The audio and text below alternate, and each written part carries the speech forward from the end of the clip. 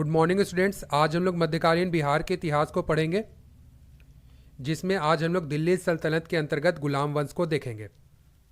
गुलाम वंश के कार्यकाल के दौरान बिहार में कर्नाट वंश का शासन था, तो इसे भी साथ में देखते चलेंगे। ठीक है, तो चलिए स्टार्ट करते हैं।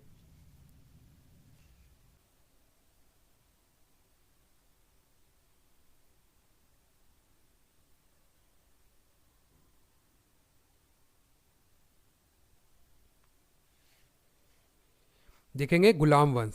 ठीक है, दिल्ली सल्तनत के अंतर्गत 1206 से लेकर 1290 ईस्वी तक गुलाम वंश का शासन रहता है। ठीक है, इसे दास वंश के नाम से भी जाना जाता है। ठीक है, इसे दास वंश का नाम दिया गया क्योंकि इस वंश के प्रथम शासक कुतुबुद्दीन ऐबक एक दास था। ठीक है, किसका दास था? तो कुतुबुद्दीन ऐबक मोहम्मद गौरी का गुलाम था। गुलाम था यानी दास था। ठीक है, अब देखो, इतिहासकार इसे मामलुक वंश का नाम भी दिए हैं। ठीक है, इसे मामलुक वंश के नाम से भी जाना जाता है गुलाम वंश को। ठीक है, क्योंकि कुछ इतिहासकारों का ये मानना था कि जो दास वंश है इसके सभी शासक गुलाम नहीं थे। इस चलते गुलाम वंश को दास वंश कहने से कहीं ज़्यादा उचित है कि इसे मामलुक वंश कहा जाए। ठीक है, तो इसे मामलुक वंश के नाम से भी जाना जाता है। ठीक है, याद रहेगा। आगे देखेंगे, कुतुबुद्दीन ऐबक को भारत में तुर्की राज के संस्थापक माना जाता है। ठीक है, यह दिल्ली का प्रथम तुर्की शासक था। ठीक है, आगे देखते हैं।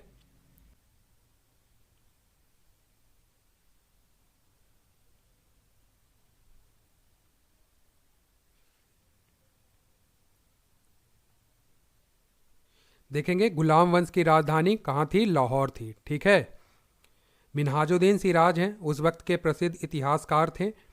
इन्होंने 1260 ईस्वी में एक पुस्तक लिखी थी तबकाते नासिरी। ठीक है, जो कि प्रमुख ऐतिहासिक स्रोतों में से एक है। इस पुस्तक के माध्यम से आपको मध्यकालीन इतिहास की जानकारी मिलती है। तो इस पुस्तक में, इस ग्रंथ में मिन्हाजुद्दीन सिराज ने कुतुबुद्दीन ऐबक को लाखबख्श कहा है।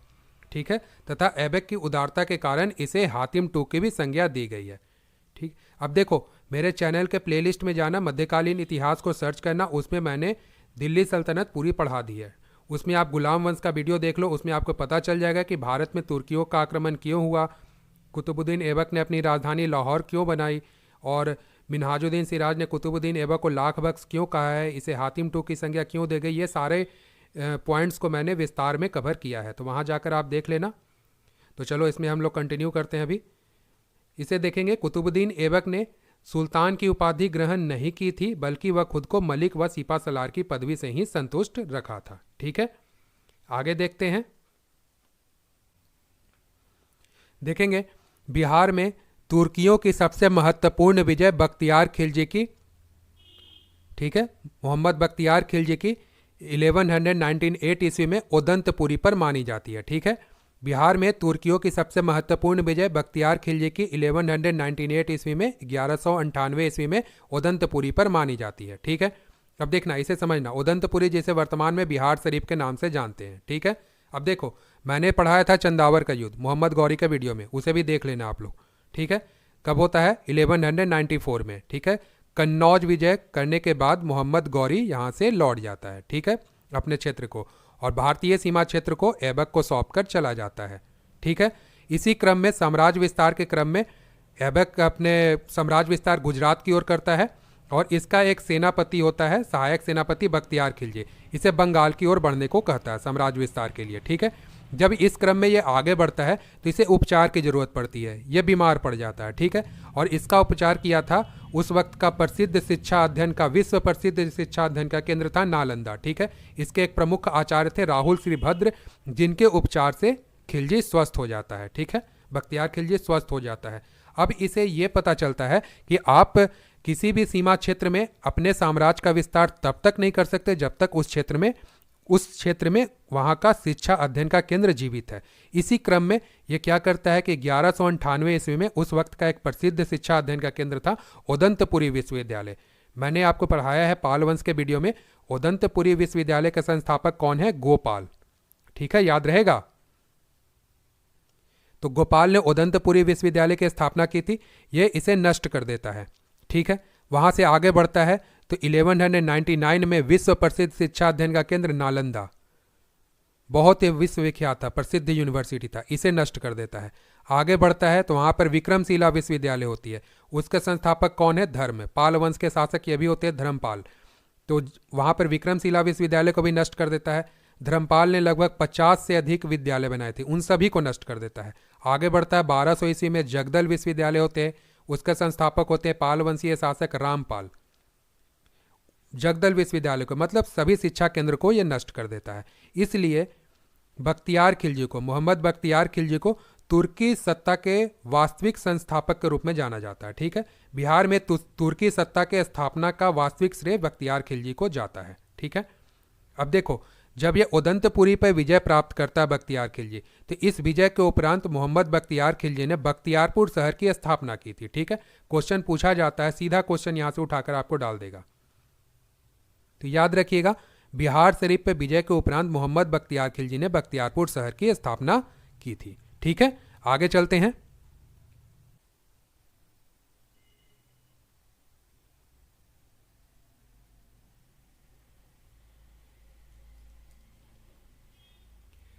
ठीक है, देखेंगे बिहार को दिल्ली सल्तनत के अधीन करने वाला प्रथम सुल्तान इल्तुतमिश था। ठीक है, अब इसे समझेंगे।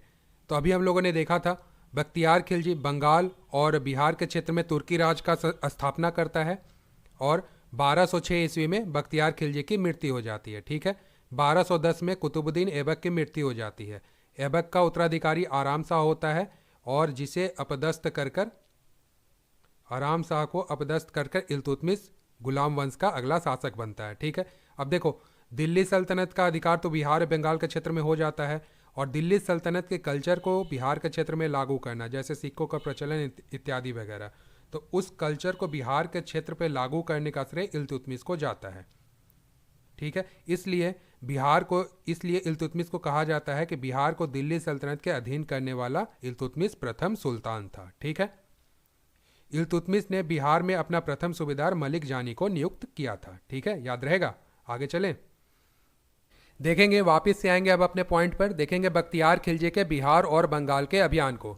ठीक है, जिसमें जब यह बिहार की ओर बढ़ता है तब इसका सामना होता है पाल वंश के शासकों से, सेन वंश के शासकों से और कर्नाट वंश के शासकों से। ठीक है, अब हमने पाल वंश आपको पढ़ा दिया है, सेन वंश भी पढ़ा दिया है। अब इस वीडियो में हम लोग कर्नाट वंश को पढ़ेंगे। ठीक है, अब देखो, पाल वंश में मैंने क्या बताया था, पाल वंश की स्थापना की थी गोपाल ने 750 ईस्वी में। ठीक है, अब पाल वंश का साम्राज्य कहाँ था, कहाँ से कहाँ तक? बे ऑफ बंगाल से शुरू होता था, पश्चिम में दिल्ली तक था, उत्तर में जालंधर से शुरू होकर विंध्यन पर्वत क्षेत्र तक पाल वंश का पूरा साम्राज्य था। ठीक है, लेकिन विग्रहपाल द्वितीय के बाद से यह सिमटकर सिर्फ बिहार और बंगाल के क्षेत्र में ही रह जाता है पाल वंश। ठीक है, जब यह बिहार की ओर बढ़ता है आक्रमण करने के लिए, तो पहले 1198 में उदंतपुरी विश्वविद्यालय को नष्ट करता है।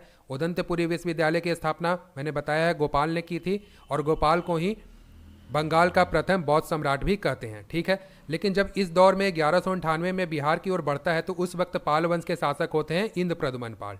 ठीक है, याद रहेगा। सेन वंश की स्थापना होती है 1070 ईस्वी में, सामंत सेन इसके संस्थापक होते हैं।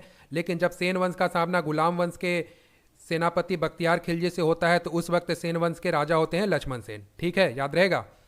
कर्नाट वंश की स्थापना होती है 1097 ईस्वी में, नेपाल के 12 नामक स्थान पर नान्यदेव ने कर्नाट वंश की स्थापना की थी।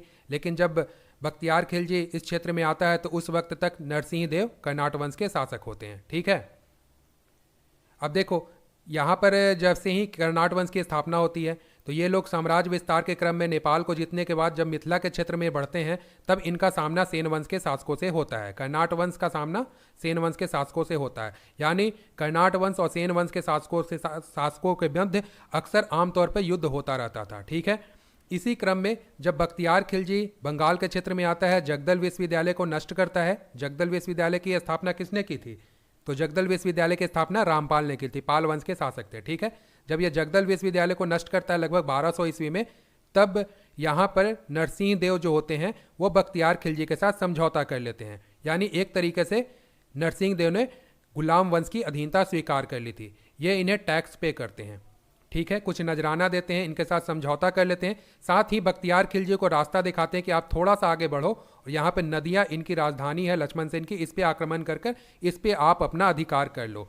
यहाँ इसके बाद जगदल विश्वविद्यालय को नष्ट करने के बाद 1202 ईस्वी में बख्तियार खिलजी लक्ष्मण सेन की राजधानी नदिया पर आक्रमण करता है। ठीक है, यहाँ पर लक्ष्मण सेन की पराजय होती है और इसके बाद सेन वंश बिहार के क्षेत्र से सिमट जाता है, बंगाल के क्षेत्र से सिमट जाता है और सिर्फ यह पूर्वी बंगाल के क्षेत्र में ही रह जाता है सेन वंश। ठीक है, यानी यहाँ से पलायन करके यह पूर्वी बंगाल में चल जाते हैं, जिसे वर्तमान में आज हम लोग बांग्लादेश के नाम से जानते हैं। ठीक है, उसके बाद नदिया को बख्तियार खिलजी अपनी राजधानी बनाता है और इसे एक नया नाम लेता है लखनौती। ठीक है, याद रहेगा, इस क्षेत्र का एक नया नाम देता है लखनौती और इसके बाद बख्तियार खिलजी वापस लौट जाता है। ठीक है, तब आगे देखते हैं हम लोग,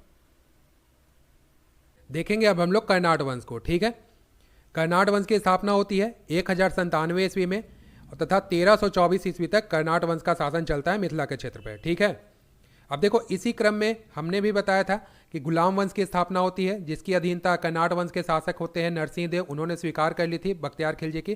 गुलाम वंश की स्थापना कब होती है? 1206 में और 1290 ईस्वी तक गुलाम वंश का साम्राज्य चलता है दिल्ली सल्तनत के अंतर्गत। ठीक है, 1290 ईस्वी में खिलजी वंश का उदय होता है और 1320 ईस्वी तक खिलजी वंश का शासन चलता है।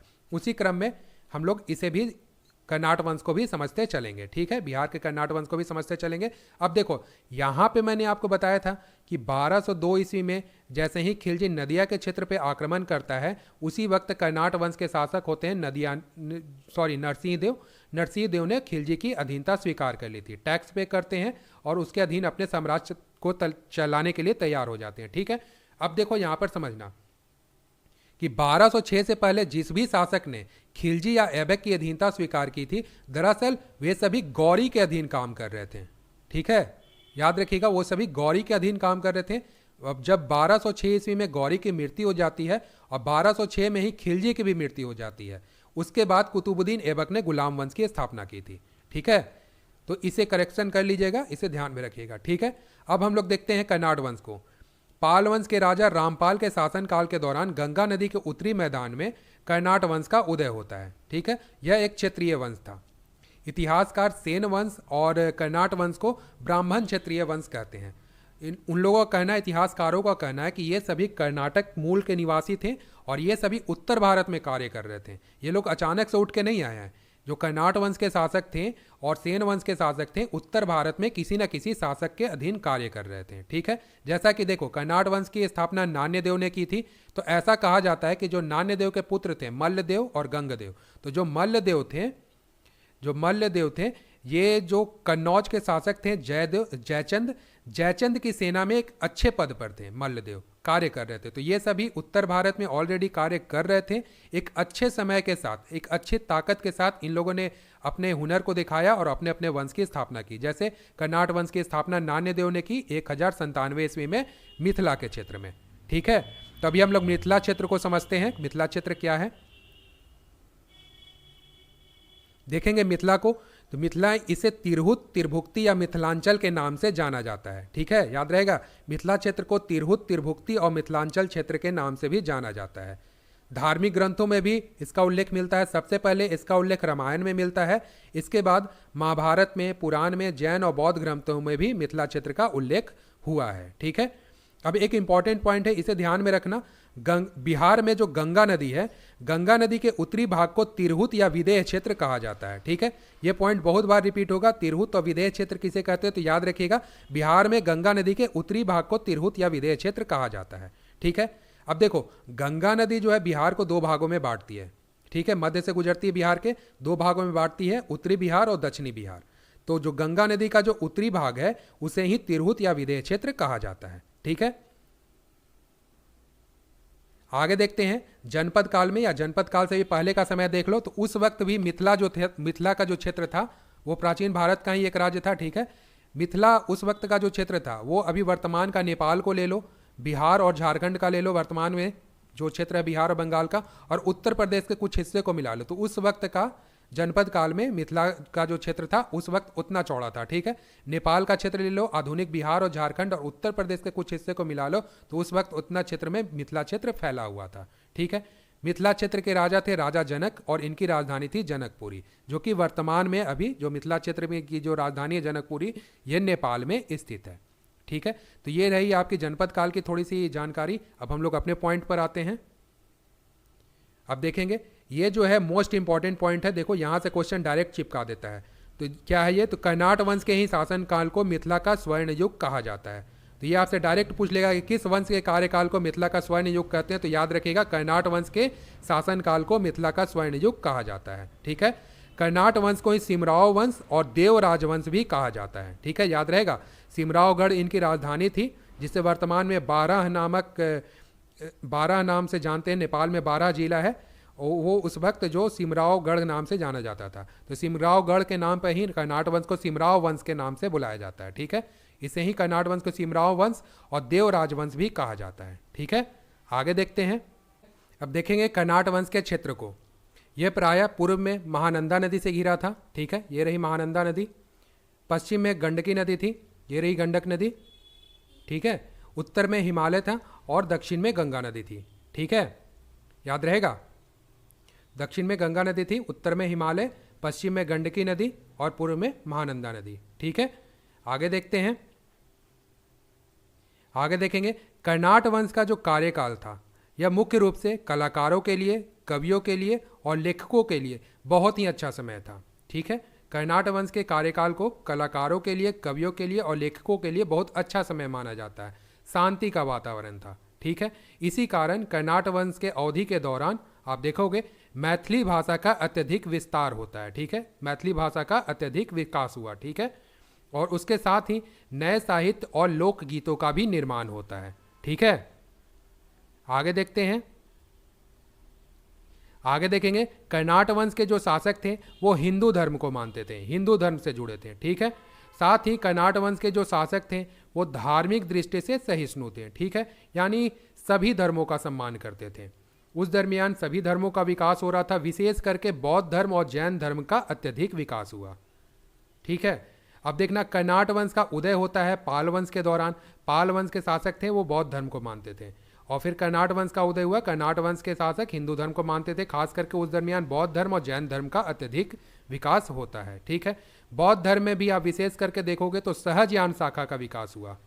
ठीक है, बौद्ध धर्म में भी विशेष रूप से सहजयान शाखा का विकास हुआ, जो कि मुख्य रूप से तंत्रवाद पर आधारित था। ठीक है, आगे देखते हैं।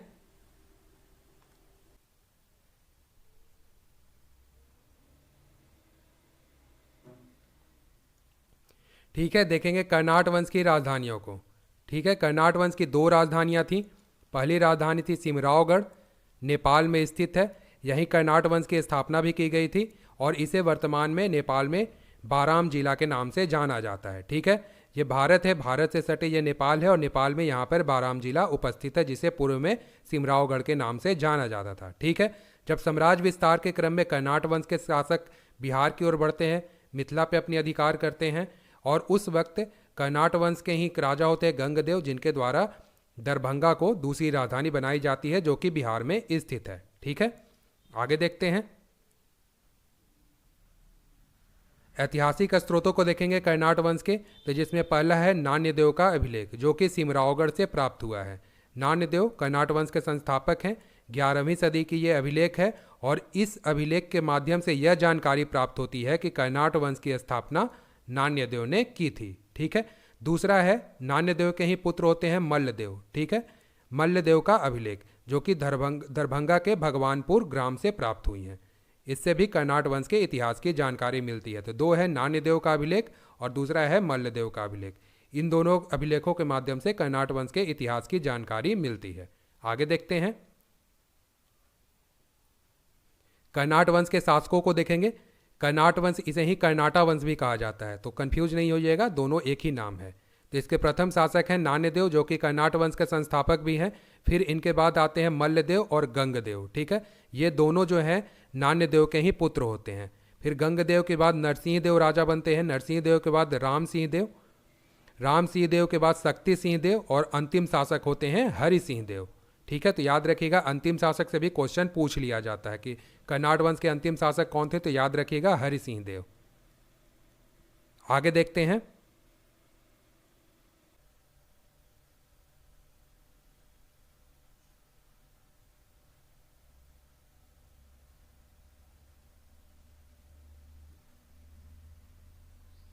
ठीक है, देखेंगे अब हम लोग नान्यदेव के इतिहास को। ठीक है, नान्यदेव, इन्हें कर्नाट वंश के संस्थापक के रूप में भी जाना जाता है। कर्नाट वंश की स्थापना नान्यदेव ने ही की थी। ठीक है, याद रहेगा।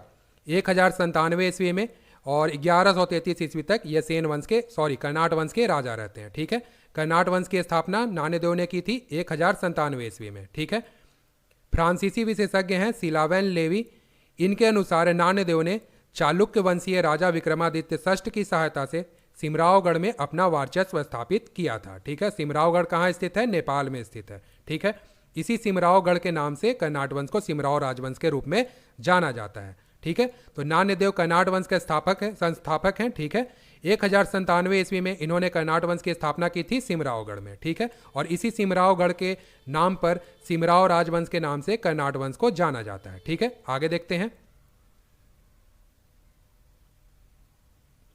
राजा नान्यदेव का सेन वंश के राजाओं के साथ अक्सर युद्ध होता रहता था। वो तो होगा ही, जब नान्यदेव नेपाल के क्षेत्र में अपनी सत्ता को मजबूत करते हैं, फिर साम्राज्य विस्तार के क्रम में मिथिला के क्षेत्र की ओर बढ़ते हैं, तो वहाँ सेन वंश के राजाओं से इनका युद्ध होता है, जिसमें बल्लाल सेन थे और लक्ष्मण सेन थे। ठीक है, कई एक बार नान्यदेव को बंधक भी बनाया जाता है। बल्लाल सेन ने एक बार इन्हें बंधक भी बनाया था। तो उसके बाद मल्लदेव और गंगदेव के द्वारा सैन्य कार्रवाई करके नान्यदेव को इनके बंधन से मुक्त करा लिया जाता है। ठीक है, नान्यदेव को उनके साहस, उदारता और विद्वानों के सम्मान के लिए जाना जाता है। ठीक है, याद रहेगा। इसीलिए ज्ञानी वर्ग के जो लोग हैं वो नान्यदेव को मिथिला के पुत्र के रूप में मानते हैं। ठीक है, तो ये क्वेश्चन के रूप में पूछा जाता है, इंपॉर्टेंट पॉइंट है, याद रखिएगा। मिथिला के पुत्र के रूप में नान्यदेव को जाना जाता है। ठीक है, याद रहेगा। देखते हैं आगे। नान्यदेव ने कर्नाट कुलभूषण की उपाधि धारण की थी। अगेन इंपॉर्टेंट पॉइंट, याद रखिएगा। नान्यदेव ने कर्नाट कुलभूषण की उपाधि धारण की थी। ठीक है, अब इसके बाद देखो, नान्यदेव के दो पुत्र होते हैं, मल्लदेव और गंगदेव। ठीक है, मल्लदेव जो थे वो अल्पकालीन राजा थे, बहुत थोड़े समय के लिए राजा बनते हैं और इन्हें उग्र स्वभाव वाले शासक के रूप में जाना जाता है। तो मल्लदेव के बारे में ज़्यादा जानकारी प्राप्त तो नहीं है, लेकिन कुछ इंपॉर्टेंट पॉइंट है, उसे जान लो। तो मधेपुरा प्रखंड जो कि बिहार राज्य के दरभंगा जिले में स्थित है। ठीक है, बिहार राज्य के दरभंगा जिले में स्थित है मधेपुरा प्रखंड, और इसी प्रखंड में एक भीत भगवानपुर गांव है। वहाँ मल्लदेव के द्वारा स्थापित वीरेश्वर शिवालय है। ठीक है, वीरेश्वर शिवालय की स्थापना मल्लदेव ने की थी। कहाँ की थी? दरभंगा जिला के मधेपुरा प्रखंड के भीत भगवानपुर ग्राम में गांव है ये। ठीक है, क्या है ये? तो यह एक शिव मंदिर है।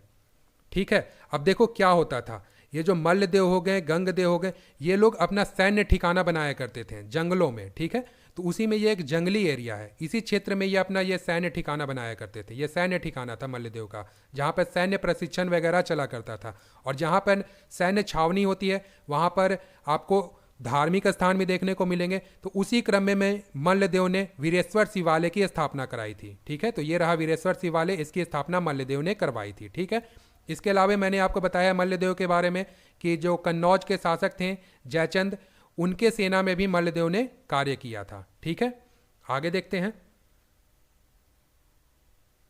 आगे है, एक शिलालेख मिला था, कहां से? तो वही दरभंगा जिला के मधेपुरा प्रखंड से भीत भगवानपुर गांव से। ठीक है, वहां से एक शिलालेख मिला था। किनका मिला था? मल्लदेव का शिलालेख मिला था, जिसमें लिखा था ओम श्री मल्लदेवस्य। ठीक है, मैंने बताया भी है, प्रमुख ऐतिहासिक स्त्रोतों में नान्यदेव का अभिलेख है, मल्लदेव का अभिलेख है, जिससे कर्नाट वंश की जानकारी मिलती है। इंपॉर्टेंट है, ध्यान में रखिएगा। ये दोनों महत्वपूर्ण शिलालेख मिले हैं जो कि कर्नाट वंश के ऐतिहासिक जानकारी के लिए बहुत ही अच्छे स्रोत के रूप में इन्हें माना जाता है। ठीक है, तो मल्लदेव के अभिलेख मिले हैं कहाँ से?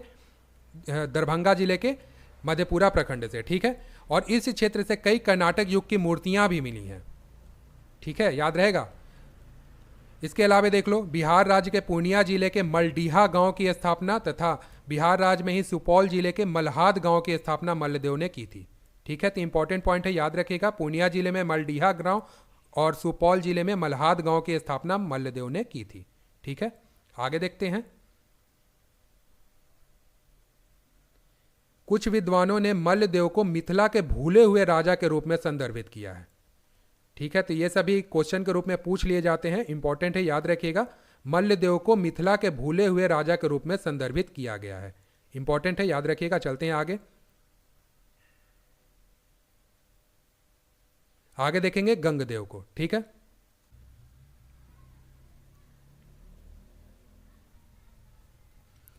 देखेंगे नान्यदेव के दो पुत्र थे, ठीक है, मल्लदेव और गंगदेव। ठीक है, गंगदेव को एक योग्य शासक के रूप में जाना जाता था।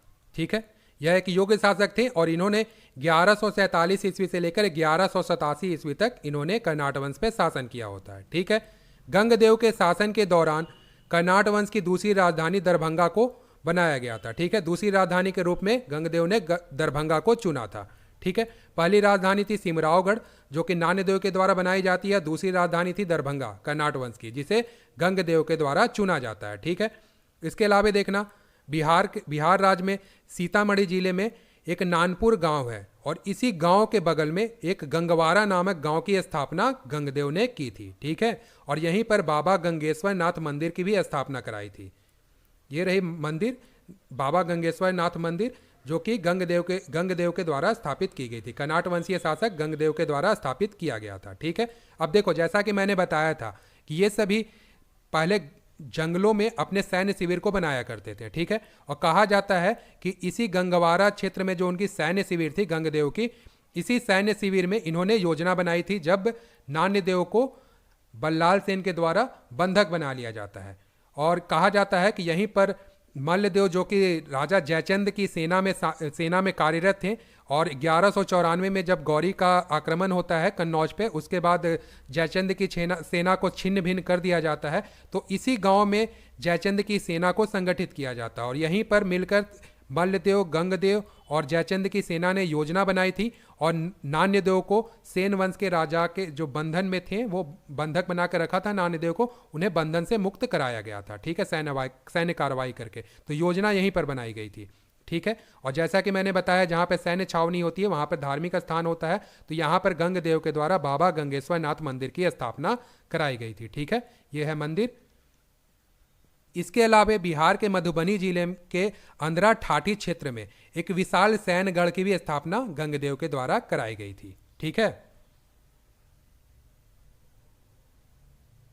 इसके अलावा देखो गंगदेव के बाद उनके पुत्र हैं नरसिंह देव, ये शासक बनते हैं, ये इनके उत्तराधिकारी रहते हैं और यही राजा बनते हैं। अगले 1187 ईस्वी में ये कर्नाट वंश के राजा बनते हैं और इन्होंने लगभग 38 वर्षों तक शासन किया होता है। ठीक है, तो आइए इनके बारे में देखते हैं। ठीक है, अब देखेंगे नरसिंह देव को। ठीक है, 1187 से लेकर 1225 ईस्वी तक ये कर्नाट वंश के राजा होते हैं। ठीक है, अब देखो यहीं से गुलाम वंश का इंटरफेरेंस बिहार के क्षेत्र में शुरू हो जाता है। ठीक है, अब देखेंगे कैसे। तो देखो क्या होता है, यहाँ पर जो राजा नरसिंह देव होते हैं वो बंगाल क्षेत्र के शासकों से परेशान होकर तुर्कियों का सहयोग लेते हैं। ठीक है, बंगाल क्षेत्र के शासक कौन थे? सेन वंशीय शासकों से परेशान होकर कर्नाट वंश के जो शासक थे नरसिंह देव क्या करते हैं? तुर्कियों से सहयोग लेते हैं। किससे लेते हैं? तो मोहम्मद गौरी के सेनापति होता है बख्तियार खिलजी से सहयोग लेते हैं। जब बख्तियार खिलजी बिहार और बंगाल की ओर साम्राज्य विस्तार के क्रम में बढ़ रहा था, उसी क्रम में जब बंगाल के क्षेत्र की ओर आता है, जगदल विश्वविद्यालय को नष्ट करता है, उसी क्रम में नरसिंह देव ने बख्तियार खिलजी के साथ समझौता कर लिया होता है। इन्हें धन देकर संतुष्ट किया होता है, टैक्स देने को राजी हो जाता है और यहीं पर यह नदिया क्षेत्र की ओर बख्तियार खिलजी को बढ़ने का रास्ता दिखलाता है। ठीक है, नदिया क्षेत्र क्या था? तो ये सेन वंश के शासक लक्ष्मण सेन की राजधानी थी और इस यहाँ पर नदिया पर 1202 ईस्वी में बख्तियार खिलजी ने आक्रमण कर दिया होता है। ठीक है, अब उसके बाद क्या होता है? लक्ष्मण सेन की पराजय होती है और लक्ष्मण सेन को इस क्षेत्र से पलायन करना पड़ता है। लक्ष्मण सेन की हार होती है, पराजय होती है और लक्ष्मण सेन को इस क्षेत्र से, नदिया क्षेत्र से पलायन करना होता है और 1202 ईस्वी के बाद सेन वंश पूरी तरीके से पूर्वी बंगाल के क्षेत्र में सिमट कर रह जाता है। पूर्वी बंगाल जिसे वर्तमान में बांग्लादेश के नाम से जानते हैं। तो याद रखिएगा 1202 ईस्वी के बाद सेन वंश सिर्फ पूर्वी बंगाल के क्षेत्र में ही रह जाता है। ठीक है, अब देखेंगे नदिया क्षेत्र पर बख्तियार खिलजी अपना अधिकार कर लेता है, नदिया को अपनी राजधानी बनाता है और इसे एक नया नाम देता है लखनौती। ठीक है, अब क्या होता है इसके बाद? तब देखो 1206 ईस्वी में बख्तियार खिलजी की भी हत्या कर दी जाती है। किसके द्वारा? इन्हीं का एक सेनापति होता है अली मर्दान। ठीक है, याद रहेगा, अली मर्दान के द्वारा बख्तियार खिलजी की हत्या कर दी जाती है और 1206 ईस्वी में गौरी की भी हत्या कर दी जाती है। और अली मर्दान क्या करता है कि नदिया क्षेत्र पर अपना अधिकार कर लेता है। नदिया क्षेत्र पर अब किसका शासन हो गया? अली मर्दान का। ठीक है, याद रहेगा। अब इसके बाद देखो तो नरसिंह देव के पुत्र आते हैं। 1225 ईस्वी में कर्नाट वंश के शासक बनते हैं राम सिंह देव, जो कि नरसिंह देव के पुत्र होते हैं। तब इनके बारे में देखते हैं, आगे चलते हैं। देखेंगे राम सिंह देव को 1225 से लेकर 1276 ईस्वी तक ये कर्नाट वंश के राजा रहते हैं। ठीक है, इनके बारे में देखेंगे तो तिरहुत क्षेत्र में तुर्की सेनापति तुर्गिल तुगन का असफल अभियान हुआ था। ठीक है, और इसकी चर्चा राम सिंह देव के इस बात की चर्चा तिब्बत यात्री धर्म स्वामी ने अपने पुस्तक में की है। ठीक है, तब इसे समझेंगे। ठीक है, अब देखते हैं इसे। देखेंगे बिहार को दिल्ली सल्तनत के अधीन करने वाला प्रथम शासक इल्तुतमिश था। मतलब इसके कहने का मतलब ये है कि जो दिल्ली सल्तनत के कल्चर के अकॉर्डिंग शासन में बिहार को ढालने वाला प्रथम शासक कौन था? इल्तुतमिश था। ठीक है, अब देखो इल्तुतमिश के बारे में जान लो। अभी मैंने बताया 1206 ईस्वी में बख्तियार खिलजी की मृत्यु हो जाती है। ठीक है, अली मर्दान के द्वारा कर दिया जाता है। 1206 ईस्वी में ही गौरी की भी मृत्यु हो जाती है। कहा जाता है ऐसा कि बख्तियार खिलजी और गौरी की मृत्यु करने वाला एक ही इंसान था। ठीक है, ये भी 1206 ईस्वी में इसकी भी मृत्यु हो जाती है। 1210 ईस्वी में कुतुबुद्दीन ऐबक की भी मृत्यु हो जाती है। ठीक है, अब यहाँ पर क्या होता है कि गुलाम वंश का अगला शासक नियुक्त होता है आराम शाह। ठीक है, आराम शाह को अपदस्थ कर कर इल्तुतमिश गुलाम वंश का शासक बनता है। ठीक है, अब ऐसा करने के बाद गुलाम वंश में अस्थिरता की स्थिति उत्पन्न हो जाती है। ठीक है, एक तो इल्तुतमिश खुद भी गुलाम था। ठीक है, अब इसने आराम शाह को अपदस्थ कर कर गुलाम वंश को अपने अधीन कर लिया, तो इसे बहुत ही ज़्यादा विरोध का सामना करना पड़ता है। ठीक है, अब ये इन विरोध को जो विरोध होता है इसका निपटारा करते करते अब देखो क्या होता है। मैंने बताया नदिया क्षेत्र पर अली मर्दान का अधिकार हो जाता है। ठीक है, अब अली मर्दान की जगह उसका पुत्र इस क्षेत्र का शासक बनता है और उसका नाम होता है हिसामुद्दीन ऐवाज। ठीक है, क्या नाम होता है? हिसामुद्दीन ऐवाज। ठीक है, अब नदिया क्षेत्र का यह शासक है। ठीक है, अब क्या करता है इल्तुतमिश अपने साम्राज्य को देखता है, तो उसी वक्त चंगेज खान अपने अभियान के तहत इसके दिल्ली सल्तनत के क्षेत्र में आता है। ठीक है, तब उसके डर से, चंगेज खान के डर से इल्तुतमिश उस वक्त कोई भी अपनी सैन्य कार्रवाई को नहीं करता है, क्योंकि उस वक्त का चंगेज खान बहुत ही आक्रामक शासक था और दिल्ली सल्तनत के अंतर्गत गुलाम वंश तो अभी अपना पैर ही जमा रहा था, तो उससे युद्ध करना किसी भी तरीके से बुद्धिमानी का काम नहीं था। ये इल्तुतमिश को पता था। अब देखो ये सभी मैंने गुलाम वंश के वीडियो में पढ़ा दिया, तो एक रिक्वेस्ट है कि पहले जाकर आप मेरे चैनल में मध्यकालीन इतिहास को सर्च करना, उसमें आप दिल्ली सल्तनत में गुलाम वंश को देख लो, तो ये सभी मैंने डिटेल में बताया है वहाँ। ठीक है, अभी मैं रिवीजन करा रहा हूँ। तब देखो इल्तुतमिश क्या करता है, चंगेज खान के वापस जाने के बाद अपने पुत्र को नासरुद्दीन महमूद को, जो कि इसका पुत्र था, इल्तुतमिश का पुत्र था, इसे बिहार और बंगाल के अभियान पर भेजता है। अब ये नासरुद्दीन महमूद क्या करता है कि हिसामुद्दीन ऐबाज को पकड़ता है और इसे बंदी बनाकर दिल्ली ले आता है, और उसके बाद क्या करता है अवध, बिहार और लखनौती को एक प्रशासनिक इकाई बनाकर इसे संगठित करता है और इस क्षेत्र पर स्वतः ही नासरुद्दीन महमूद शासन करता है। कब तक? 1227 से लेकर 1229 ईस्वी तक। ठीक है, अब ये बिहार बंगाल के क्षेत्र पर ये राज करता है। ठीक है, इल्तुतमिश का पुत्र होता है। ठीक, अब क्या होता है 1231 ईस्वी में इसकी मृत्यु हो जाती है, नासरुद्दीन महमूद की मृत्यु हो जाती है, जिससे इल्तुतमिश बहुत ही ज़्यादा इससे भावुक हो जाता है, दुखी होता है, और फिर क्या करता है यहाँ पर दुखी हो जाता है, यहीं पर इसका मकबरा बनाया जाता है, नासरुद्दीन महमूद का मकबरा बनाया जाता है, और जिसे सुल्तानगढ़ी के मकबरे के नाम से जाना जाता है। ठीक है, और इस सुल्तानगढ़ी के मकबरे के बारे में ऐसा कहा जाता है कि तुर्कियों के द्वारा भारत में बनाया गया यह प्रथम मकबरा था। ठीक है, नासरुद्दीन महमूद का मकबरा था सुल्तानगढ़ी का मकबरा, जिसे इल्तुतमिश ने बनवाया था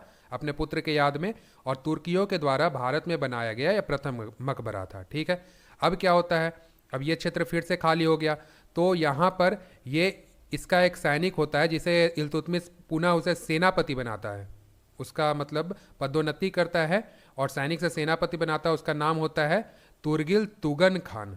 ठीक है, तुगन खान से उसको जाना जाता, पूरा नाम था तुर्गिल तुगन खान। अब इसे बिहार और बंगाल का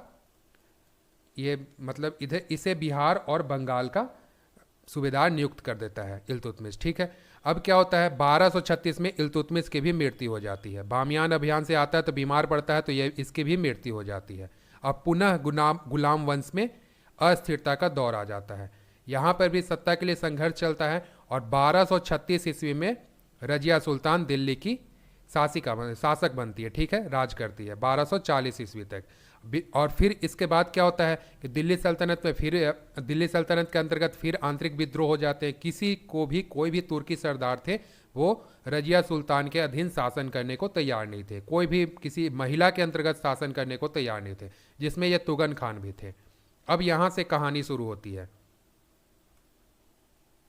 अब ये राम सिंह देव क्या करते हैं, ये रजिया सुल्तान को सपोर्ट करते हैं। इनका तो फायदा था कि चलो एक महिला के अंतर्गत शासन करना काफी हद तक उचित है। और जिस बात से खफा होकर ये तुर्गिल तुगन खान जो होता है, ये तिरहुत क्षेत्र पर आक्रमण करता है, यानी राम सिंह देव के क्षेत्र में आक्रमण करता है। लेकिन कुछ फायदा नहीं होता है, ये एक असफल आक्रमण था। नतीजा क्या होता है कि तुर्गिल तुगन खान जो थे, ये पराजित होकर अपने क्षेत्र की ओर लौट जाते हैं। और इस बात की चर्चा जो है तिब्बत यात्री धर्म स्वामी ने अपने पुस्तक में की थी।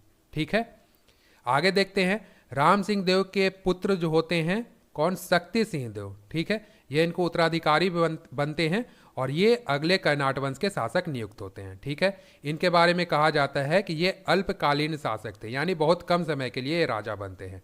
तो देखते हैं इनके बारे में, शक्ति सिंह देव के बारे में।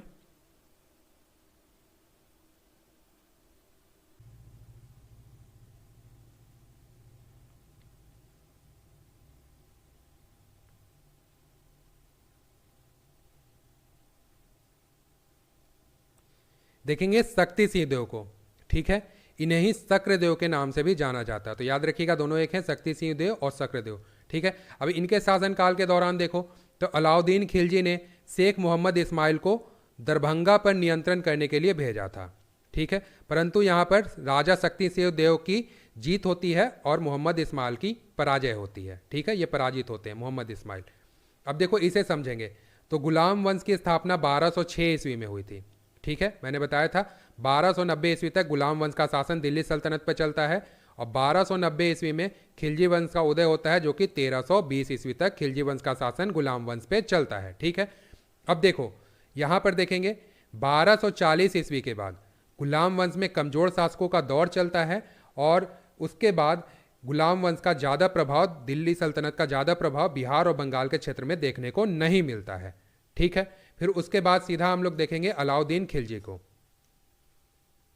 अब यहां पर क्या होता है, अलाउद्दीन खिलजी का ज़्यादातर जो रुझान है वो दक्षिण भारत के क्षेत्र पर ही देखा जाता है। ठीक है, फिर भी यह बिहार और बंगाल पे अभियान करता है और यहाँ पर शेख मोहम्मद इस्माइल को दरभंगा पर नियंत्रण करने के लिए भेजा होता है। लेकिन यहाँ पर शेख मोहम्मद इस्माइल की पराजय होती है, यहाँ पर शक्ति सिंह देव जीतते हैं। लेकिन यहाँ पर शक्ति सिंह देव और इस्माइल के बीच समझौता होता है, क्योंकि जो शक्ति सिंह देव थे इन्हें अलाउद्दीन खिलजी की आक्रामकता का पता था। ये बहुत ही आक्रामक शासक था।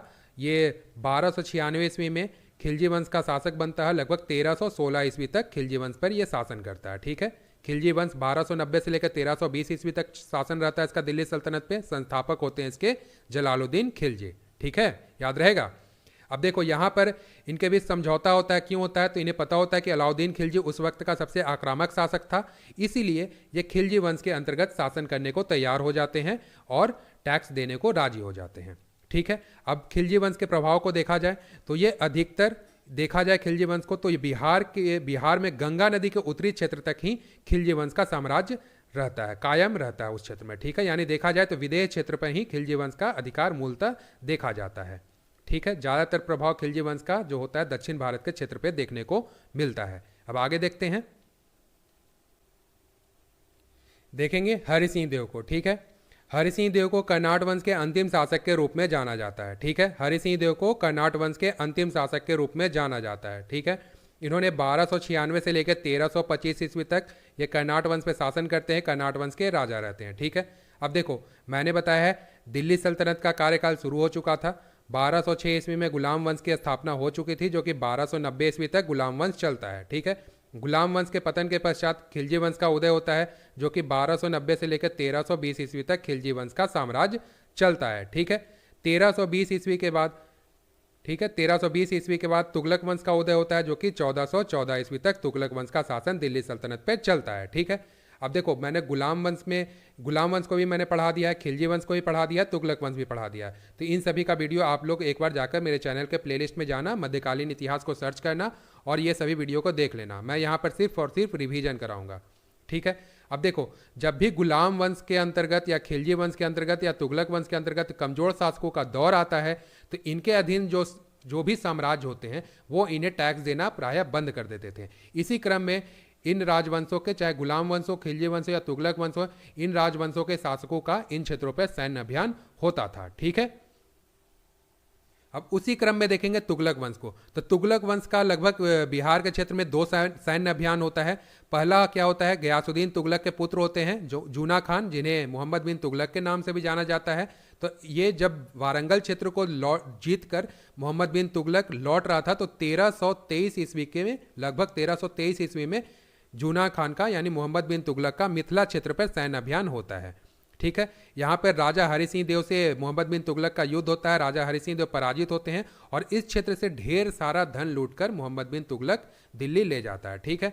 उसके बाद 1324 ईस्वी में गयासुद्दीन तुगलक, जो कि तुगलक वंश के संस्थापक है, इनका सैन्य अभियान होता है बंगाल के क्षेत्र में, और ये बंगाल और बिहार के क्षेत्र में यानी मिथिला क्षेत्र को जीतकर, यह पूर्णतः इन क्षेत्रों को जीतकर गयासुद्दीन तुगलक पूर्णतः इन क्षेत्रों को दिल्ली सल्तनत में विलीन कर लेते हैं। ठीक है। अब ये पूर्णतः दिल्ली सल्तनत का क्षेत्र बन जाता है और इस क्षेत्र को एक नया नाम दिया जाता है तुगलकपुर। किनके द्वारा दिया जाता है, तो गयासुद्दीन तुगलक के द्वारा। ठीक है। अब यहाँ पर राजा हरि सिंह देव की पराजय होती है। पराजय के पश्चात जो राजा हरि सिंह देव होते हैं वो नेपाल चले जाते हैं। ठीक है। इस क्षेत्र से पीछे हट जाते हैं। ठीक है। अब देखो, मैंने पढ़ाया है कि जब ये 1324 ईस्वी में बंगाल अभियान से गयासुद्दीन तुगलक लौटते हैं, तो इनके पुत्र जूना खान के द्वारा दिल्ली से कुछ दूरी पर एक लकड़ी का महल तैयार किया जाता है, जहां पर ये लोग विश्राम करते हैं। गयासुद्दीन तुगलक और इनका एक पुत्र होते हैं, वो दोनों विश्राम करता है यहाँ पर। और 1325 ईस्वी में महल गिर जाने के कारण गयासुद्दीन तुगलक की यहाँ पर मृत्यु हो जाती है। ठीक है। और अगला शासक मोहम्मद बिन तुगलक, तुगलक वंश का नया शासक नियुक्त होता है। ठीक है। अब आगे देखते हैं।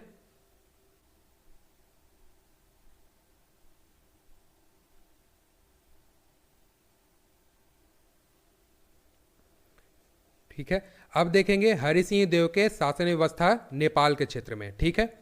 अब देखा जाए नेपाल के क्षेत्र में कर्नाट वंश के साम्राज्य को, तो ये महज नेपाल के निचली मैदानी क्षेत्र तक बसता है और यहाँ से लेकर तिरहुत के तराई क्षेत्र तक ही कर्नाट वंश का साम्राज्य का विस्तार बचता है। ठीक है।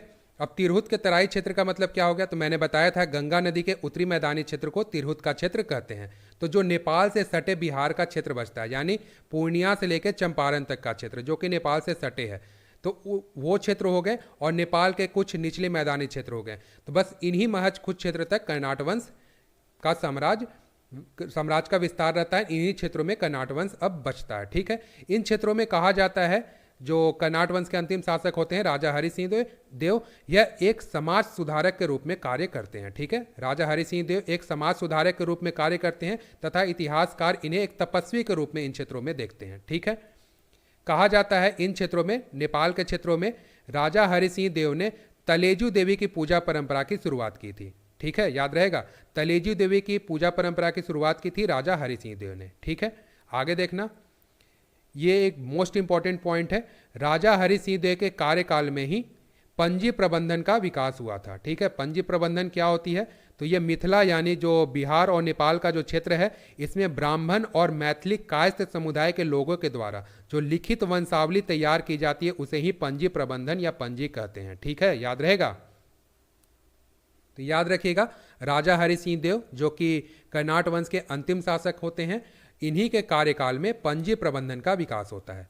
पंजी प्रबंधन क्या है, तो इसे ब्राह्मण और मैथिली कायस्थों के द्वारा, कायस्थली समुदाय के लोगों के द्वारा जो लिखित वंशावली तैयार की जाती है उसे ही पंजी प्रबंधन कहते हैं। ठीक है। आगे देखते हैं। ठीक है। अब देखेंगे, थोड़ा सा एक नज़र डाल लेंगे कर्नाट वंश के शासन व्यवस्था पे। ठीक है। तो देखा जाए, यहाँ पर कर्नाट वंश के शासन के दौरान अनेकों प्रशासनिक एवं सामाजिक सुधार किए गए थे। ठीक है। जिसमें क्या था, पहला तो मिथिला राज्य को परगनों में बांटा गया था। परगना मतलब कई गांवों को मिलाकर एक परगना बनाया जाता था। ठीक है। गांव के जो प्रशासन थे उसके लिए पटवारी की नियुक्ति की गई थी। गांव के प्रशासन के लिए पटवारी की नियुक्ति की गई थी और कई गांवों को मिलाकर एक परगना बनाया जाता था। ठीक है। प्रत्येक परगनों से राजस्व इकट्ठा करने के लिए तथा इन क्षेत्रों में जो जनता रहती है उनके सुव्यवस्थित रूप से जीवन यापन करने के लिए समाहर्ता की नियुक्ति की गई थी। ठीक है। याद रहेगा, प्रत्येक परगनों से राजस्व इकट्ठा करने के लिए तथा इन क्षेत्रों में जो जनता रहती है उनके सुव्यवस्थित रूप से उनके जीवन यापन करने के लिए समाहर्ता की नियुक्ति की गई थी तथा इन्हें चौधरी कहा जाता था। तो ठीक है, देख लेंगे। गांव के प्रशासन के लिए पटवारी की नियुक्ति की गई थी। मिथिला क्षेत्र को कई परगनों में बांटा गया था। एक परगना में कई गांव आ जाते थे और इन गांवों से राजस्व इकट्ठा करने के लिए तथा इन क्षेत्रों में जो जनता रहती है उन्हें सुव्यवस्थित रूप से जीवन यापन करने के लिए उनके लिए समाहर्ता की नियुक्ति की गई थी तथा इनके पदाधिकारियों को चौधरी कहा जाता था। ठीक है, आगे देखते हैं। कर्नाट वंश के जो शासक थे ये मुख्यतः इनके मुख्य रूप से ये भगवान शिव के उपासक थे तथा भगवान विष्णु जी के उपासक थे। ठीक है, शैव धर्म और विष्णु धर्म दोनों को मानते थे। ठीक है, अब देखा जाए अंततः क्या होता है। हरि सिंह देव जो होते हैं, जो कि कर्नाट वंश के आखिरी राजा होते हैं, इन्होंने अपने योग्य मंत्री कामेश्वर झा को कर्नाट वंश का अगला राजा नियुक्त कर दिया होता है। ठीक है, याद रहेगा, कामेश्वर झा को राजा हरि सिंह देव ने अपना अगला राजा नियुक्त कर दिया होता है। इसके बाद क्या होता है कि जो कर्नाट वंश होता है वह उत्तरी और पूर्वी मध्य बिहार के क्षेत्र में 1626 ईस्वी तक इनका शासन चलता है। इसके बाद 1626 ईस्वी के पश्चात कर्नाट वंश की समाप्ति हो जाती है और कर्नाट वंश की समाप्ति के पश्चात मिथिला क्षेत्र में एक नवीन राजवंश का उदय होता है जिसे ओइनवार वंश के नाम से जानते हैं। यानी कर्नाट वंश की समाप्ति के पश्चात मिथिला क्षेत्र में नवीन राजवंश का उदय होता है जिसे ओइनवार वंश कहते हैं। ठीक है, तो ये इस वीडियो का आखिरी पॉइंट था। आशा करता हूँ कि यह वीडियो आपको पसंद आया होगा। वीडियो के आखिरी तक बने रहें, इसके लिए आपका बहुत बहुत धन्यवाद। मिलते हैं नेक्स्ट वीडियो में। जय हिंद।